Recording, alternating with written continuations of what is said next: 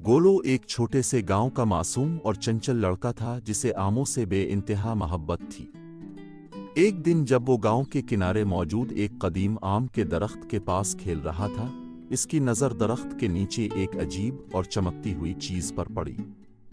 करीब जाकर देखने पर उसे मालूम हुआ कि वहां एक जादुई आम मौजूद था। गोलो ने हैरत से इस आम को उठाया। जैसे ही इसने उसे हाथ में लिया और चखा, पूरा माहौल गहरी खामोशी में डूब गया। लगता था जैसे ये आम कोई खास ताकत रखता हो।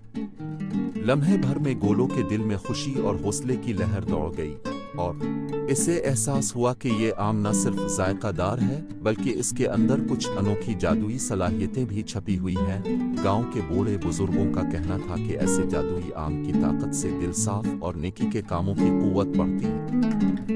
गोलो ने फैसला किया कि वो इस आम की ताकत को सिर्फ अपने लिए नहीं बल्कि पूरे गांव के फायदे के लिए इस्तेमाल करेगा। उसने आम की जादुई ताकत से मुतासिर होकर बीमारियों का इलाज किया, दिलों में उम्मीद जगाई और हर किसी के साथ मोहब्बत और खुशी बांटी। गोलो का वो दिन गांव के लिए यादगार बन गया और जादुई आम ना सिर्फ एक मीठे जायके का जरिया रहा बल्कि ये कहानी हमें ये सिखाती है कि नेकी, मोहब्बत और बांटने का जज्बा जिंदगी में हकीकी जादू पैदा कर देता है।